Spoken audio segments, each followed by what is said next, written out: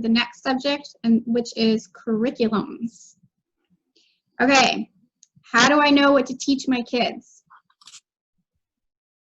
So I'll start, like I said, I always look at the SOLs. That's what they want them to know. That's what, at the end of the year, the assessment is only going to be on that. I know there's times where I've looked at the SOLs and I'm like, well, we already know all those, so I guess this is a freebie year.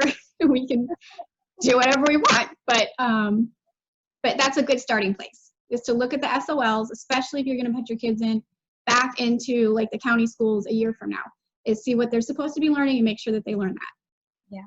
And if you're concerned about like how do you school all those kids, the curriculums, the SOLs for elementary school are fairly amongst the grades, aside from language arts and math. Those two typically are grade level, so to speak. You know, your fifth grader might be likely is doing a different math than your kindergartner. But as far as science and history, or music, you know, fine arts, or like we said in the beginning, that's something that you can do all together. You don't have to do individual science curriculum with each child. So, and the SOLs, if I'm not mistaken, they're very similar. You can, and this is where we say, like, you can scale it up for your fifth grader. So you might be having them do a little bit more of a workload for, you know, science, for example. So they might be having a science journal. They might be doing more documentation, writing down, you know, more hands-on, whereas the younger, you know, first grader might just be listening in and verbally answering questions, but maybe they're not doing all the writing, or you have them draw out the experiment, or, you know, I mean, there's different ways to get them involved, but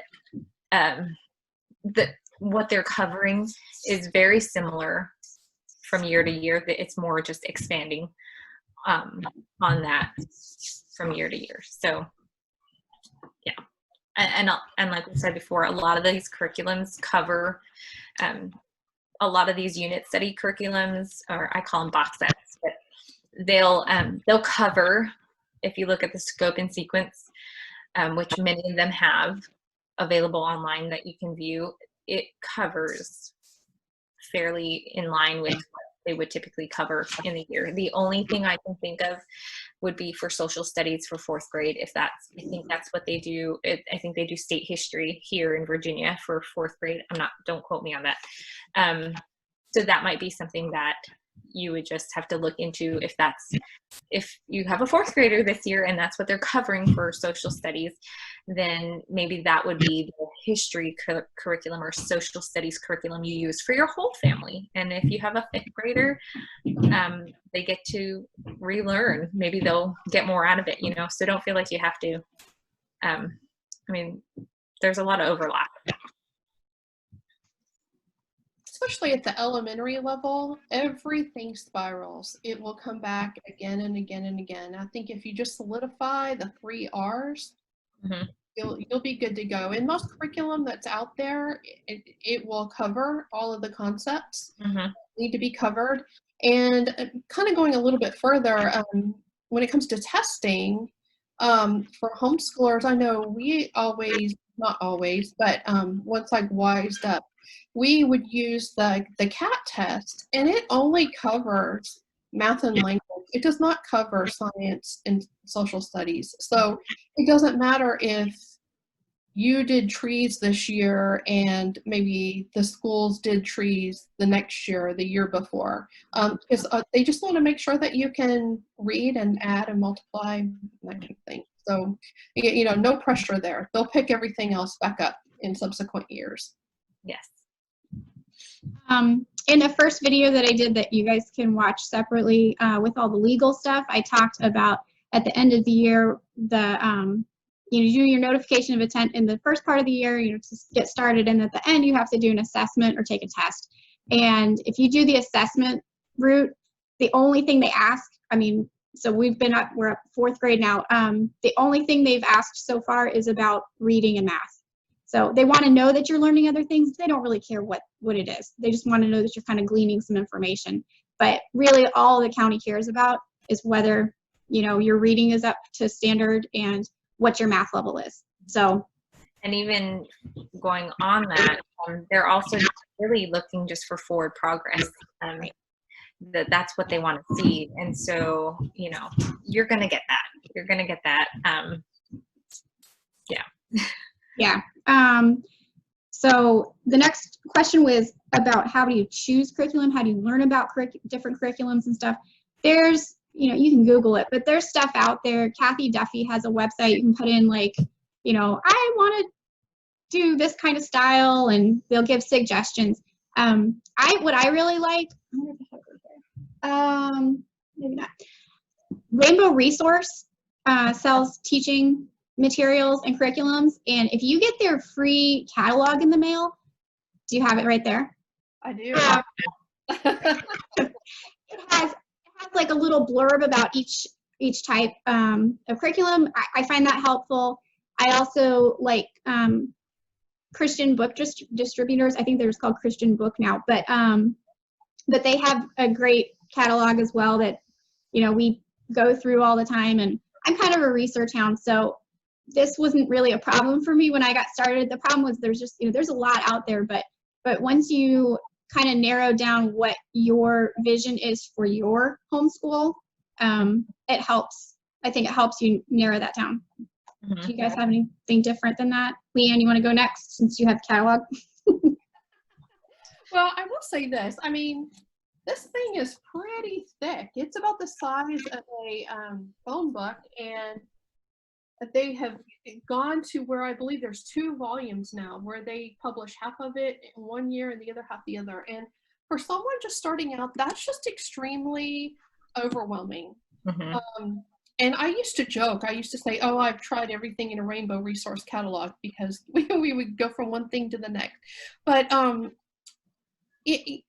would say definitely talk to people and, you know, get input before you just pick up a catalog or start searching websites, because pretty quickly you're going to get overwhelmed, and it's going to be easy to just shut down and say, there's no way I can do this. But if there's somebody out there that wants some one-on-one coaching and you give some ideas, I would love to be able to help guide you in a way that might work well for your kids. Because quite honestly, even with mine, my oldest, I used a Beccaphonics to teach her how to read, and my son wanted nothing to do with that. We had to do sing, spell, read, and write, you know. So it's just what might work for some might work for others. So talk to somebody who has homeschooled before and let them kind of give you their experiences as to what's out there, just so you don't get overwhelmed.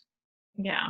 And I think a lot of homeschool families are happy to share what they've used, what works or has worked in their household. And, you know, sometimes it's nice just tangibly being able to flip through curriculum. And so, I mean, there's many families in the area that homeschool, many through IBCHE, and so, or a part of IBCHE. So, you know, don't hesitate to contact and put that on. You can put it on the Facebook page or wherever this video is going to, and you know, we will do our best to share what's worked with or hasn't worked with us, or just point you in the direction, help you kind of narrow down your choices, so to speak.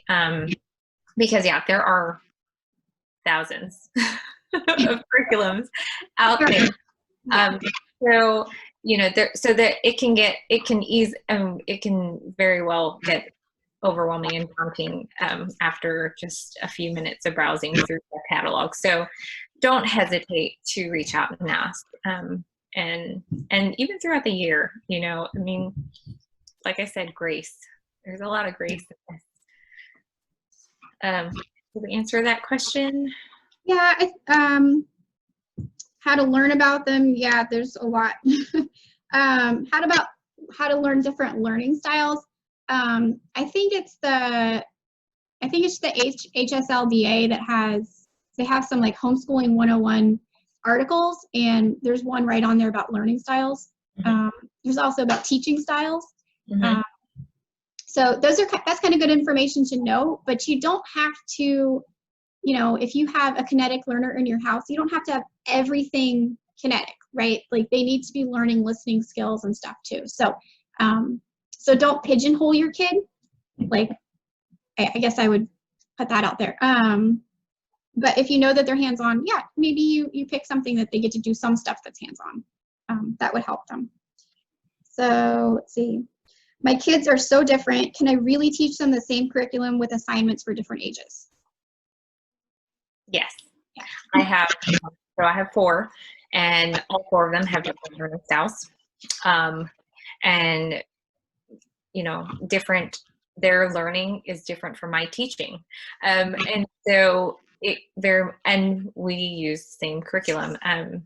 I've, so far, what I've used for my oldest with phonics is so far working, but also I hold that loosely, knowing that that might change at some point. So, so there's that. But, there are a lot of curriculums that, for example, for phonics, there are a lot of curriculums that give you tips and ideas for how to teach that to the different types of learners. So if you have a child who's more visual, they have tips and tricks. So there are curriculums that are tailored to help with the different types of learners that you have. So that just might take a little bit extra of research looking, but chances are we've already done some of that, and you might be able to just call and ask. So don't hesitate to call or text or, put a Facebook comment and ask about something, because, we've probably, if we haven't used it, we've probably researched a lot about it. So yes, I think, and same for science. There are science curriculums out there that it's built in to scale it down to a kindergarten level all the way up to your middle school, and so, I mean, there's a lot in there. There's a lot of curriculums where, for example, Sunlight, you can go into their website, you can put in your ages of your kids, and they give you a recommendation of, what would best fit. So there's a lot of curriculums that are like that, where they kind of tailor to the average age or the older age groups, the average of your older few kids, and will give a recommendation. So there's a lot of those out there too. Do you have anything to add, Leanne, or you want to move on to the next question? We can move on. Y'all did a good job. The next one was, what curriculum is best for teaching the 5 and under crowd? Ooh. I personally like, there's a few of them. I think that the kindergarten and under, they just need to be exposed to a lot of books. Mm-hmm. And there are a lot of cluster books that are out there. One of my favorites is Memoria Press. They have an enrichment guide where they will take one particular book and you use that book all week, and they come up with all kinds of ideas, all centered around that one book. Another one that's very similar to that is Before 5 in a Row. That was a lot of fun, and sometimes they would have like little recipes to go. I remember doing blueberries for Sal, and we made blueberry pie or something. Those were just fun ages. The third one would be Simply Charlotte Mason.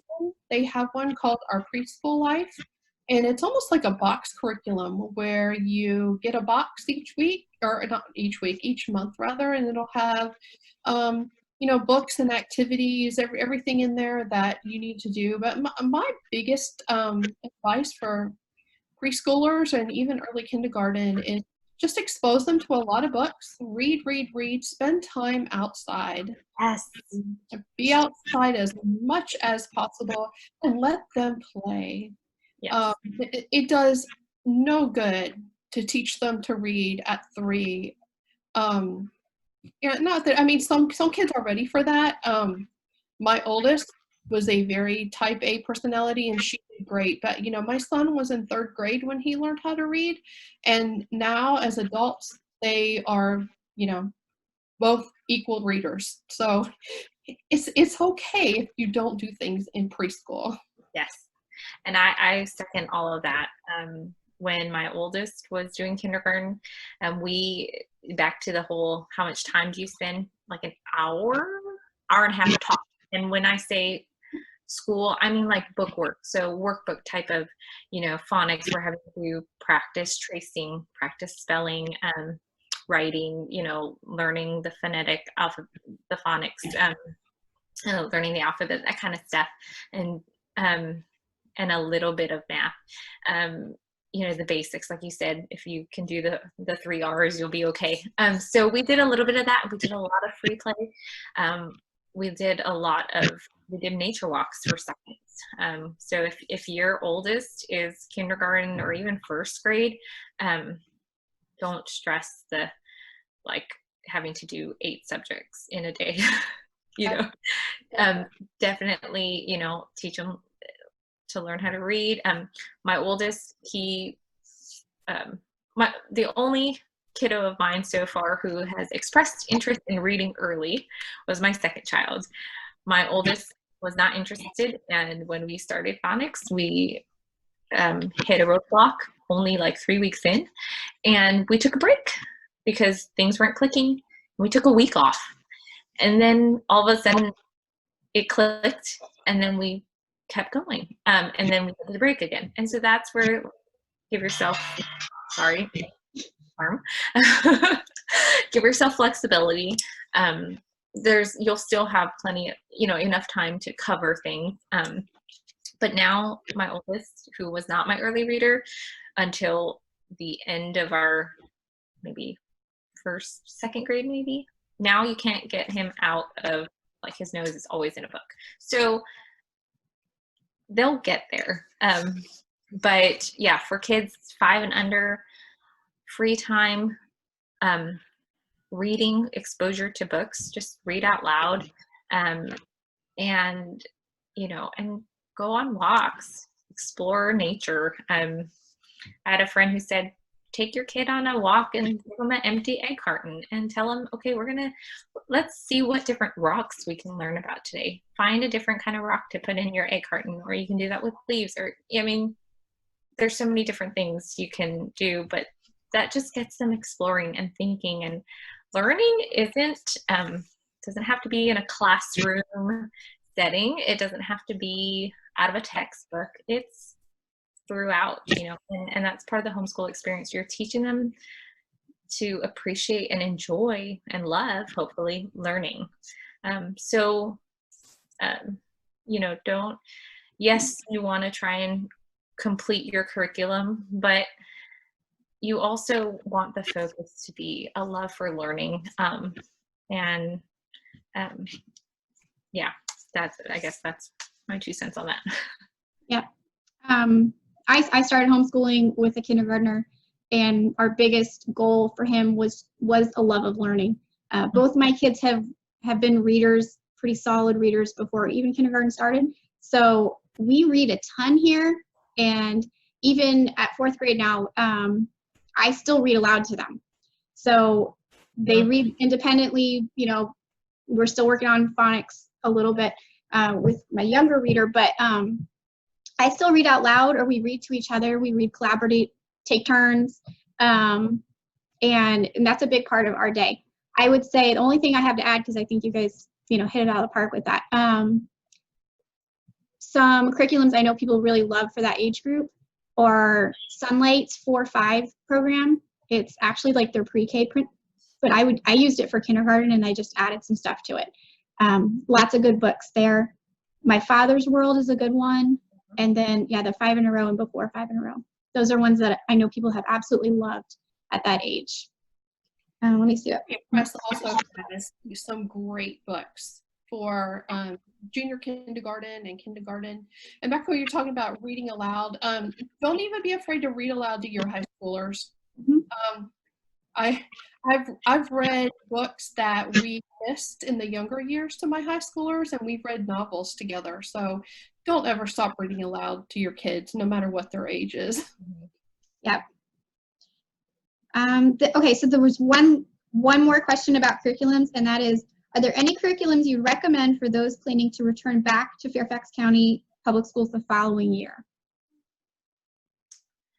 But if you know that you're going to go back to school, to private or public school the following year, then to whittle down that list of all the different curriculums, maybe I'd consider looking at one of those unit studies or box set type curriculums where they kind of, generally those will have a science recommendation, have a history so you know that you're covering your basis, so to speak. And so I would say if you know that homeschool is not probably your long-term goal, then maybe looking at something like that, just so that you feel like you're kind of covering your basis for those types of things. But yeah, I don't know, Leanne? I would think trying to keep with a more traditional type learning style or teaching style would definitely be a help. Things like Abeka, Bob Jones, Memoria Press, Horizons, and Switched on Schoolhouse. Those are kind of more like what you would find in a classroom setting. The unit studies are a good idea too. You know, they want to add those in there. One more that I think I would throw out for someone looking for something for gifted students is Critical Thinking Press. They have some great tools for just extending, you know, kind of like a gifted program of what you would find in a classroom. I think I'd also suggest, we tend to go through about 1.5 years worth of math every year because that's just what we do. I would probably suggest staying just with the 1 year of math, you know, not getting too far ahead if you know you're going to throw your kid back into, they'll just be bored the following year if you're too far ahead. So trying to stay on track with what they would do in that school setting. One thing I would point out too, if you know that there's an area that your student struggles in, this is a wonderful opportunity to be able to pull back and say, hey, let's get these little issues taken care of. I know one of my kids was entering pre-algebra and I came to the realization, I was like, she doesn't understand fractions. So, I mean, and that was throwing all of her pre-algebra off. So we put the pre-algebra book back on the shelf and I pulled out Math You See for her because they have a book just on fractions. And we were able to whiz through that. I mean, we didn't do it as you would a traditional curriculum, but we were doing like one lesson a day or every 2 days, however long it took to be able to go back and reteach those concepts so that I was able to put her back into the algebra book and she was able to fly with it because it was just like that one little thing she didn't quite get. It made all the difference in the world. So if you know that there's an area that your student is currently struggling in, you know, go on and attack that particular thing while they're not in school. That way they can solidify it and, you know, be able to hop back in the next year with everyone else. I agree. And a lot of curriculums, and even in schools, the curriculums they're using is spiral. So like you said in the beginning, Leanne, like you'll come back to it because it just builds, right? And you just build on that concept and expand it more. So definitely, and from speaking specifically to math curriculums, a lot of them have placement tests that you can do online just to see where, if you're not sure where your child has a struggle in, but you know, or that might be a helpful tool for you, is to have them take that, and that can give you a gauge as to seeing if there is an area that they need to work more so on before they move on, or, you know, yeah. So. All right, so that's all the curriculum questions. At the end of this, we'll put the IBCHE email address and then Facebook link and that kind of stuff, so you can ask away if there's more that you want to know now that you've heard this, you know, or get in touch with one of us for personal recommendations or something. We'll try to find people to help you out.